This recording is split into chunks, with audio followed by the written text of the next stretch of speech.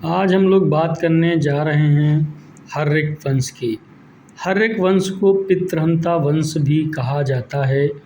कुछ पॉइंटों में आज ऐसे ऐसे हर्यक वंश के राजाओं के नाम सुनेंगे जिनको हो सकता है पहले आपने कभी ना सुना हो। यह राजा और शासक हमारे लिए अत्यंत महत्वपूर्ण हैं। इनके विषय में हम लोग बाद में अध्ययन करेंगे। अभी फ़िलहाल हर्यक वंश के विषय में सामान्य जानकारी प्राप्त करते हैं। हर्यक वंश मगध साम्राज्य का तीसरा महत्वपूर्ण वंश हुआ। इस वंश के संस्थापक राजा बिंबिसार हुए। इन्हें सम्राट के नाम से भी जाना जाता है। बिंबिसार ने प्रद्योत वंश के राजा वर्तिवर्धन की हत्या करके हर्यक वंश की स्थापना की और मगध पर अपना साम्राज्य स्थापित कर लिया। बिंबिसार ने अपनी राजधानी गिरिव्रज अर्थात राजगृह को बनाया। गिरिव्रज राजगृह एक ऐसा स्थान था जो सुरक्षित और संरक्षित और महत्वपूर्ण था, इसलिए बिंबिसार ने इसे अपनी राजधानी के रूप में विकसित किया। इस वंश की इस काल की सामान्यतः भाषा संस्कृत, मगधी और प्राकृत भाषा थी। इस वंश के महत्वपूर्ण शासकों में बिंबिसार का नाम इसलिए भी आता है क्योंकि इन्होंने बौद्ध धर्म को विस्तार करने में बहुत महत्वपूर्ण योगदान दिया। अपितु ऐसा कहा जाता है बिंबिसार स्वयं हिंदू धर्म के थे, सनातन धर्म के थे और यह सनातन धर्म के फॉलोअर थे। बाद में इन्होंने भी बौद्ध धर्म को प्रचार प्रसार और बढ़ाने का काम किया। इनकी हत्या इनके पुत्र अजातशत्रु के द्वारा 492 ईसा पूर्व में की गई। 544 से 492 ईसा पूर्व तक बिंबिसार शासक था। बिंबिसार की हत्या पुत्र अजातशत्रु के द्वारा की गई। ऐसा माना जाता है कि बिंबिसार अजातशत्रु को राजा नहीं बनाना चाहते थे और अन्य पुत्र को अपने शासक बनाना चाहते थे, इसलिए अजातशत्रु ने अपने पिता की हत्या करके राजगद्दी पर बैठना उचित समझा। यह अत्यंत महत्वपूर्ण बिंदु था क्योंकि अजातशत्रु भी एक प्रतापी शासक हुआ और इसने भी हर्यक वंश की बहुत तेज़ी से वृद्धि की और मगध साम्राज्य का विस्तार किया। इसने भी बौद्ध धर्म को बहुत तेज़ी से आगे बढ़ाने का काम किया। यह भी एक महान और अच्छा शासक बना।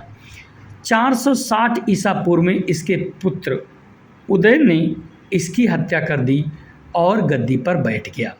ऐसा माना जाता है कि यह वंश अपने पिता की हत्या करने के कारण ही पितृहत्या वंश कहलाया। यह अत्यंत महत्वपूर्ण बिंदु था क्योंकि उदयन 460 से 444 ईसा पूर्व तक मगध साम्राज्य की गद्दी पर बैठे और हर्यक वंश का नेतृत्व किया। इसके पश्चात अनिरुद्ध 444 ईसा पूर्व से 440 ईसा पूर्व तक हर्यक वंश की मगध साम्राज्य की गद्दी पर बैठे। इसके पश्चात 440 ईसा पूर्व में मुंडा 437 ईसा पूर्व तक गद्दी पर बैठे रहे। यह भी एक छोटे शासनकाल का महत्वपूर्ण शासन था। हर्यक वंश का इस तरीके से धीरे धीरे पतन की ओर वृद्धि होने लगी। ऐसा माना जाता है मुंडा के ही बाद से अनिरुद्ध और मुंडा के बाद से हर्यक वंश पर आस पड़ोस के शासकों की नज़र गड़ने लगी क्योंकि यह दोनों ऐसे शासक थे जो अपने राज्य को आगे बढ़ाने में सफल नहीं हुए। इसके पश्चात दर्शक नामक व्यक्ति गद्दी पर बैठा।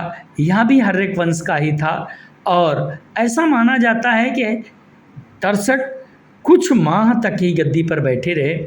उसके पश्चात उनके भाई नागदशक ने उनको हटा करके स्वयं गद्दी पर बैठने का निश्चय लिया और नागदशक इस वंश का अंतिम शासक बना।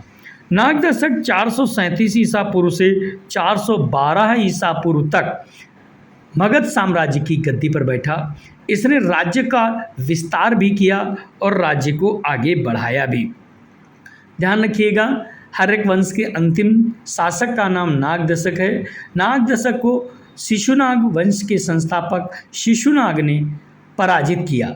शिशुनाग ने पराजित करके हर्यक वंश का अंत किया और नाग वंश की स्थापना 412-413 ईसा पूर्व में मगध साम्राज्य में की।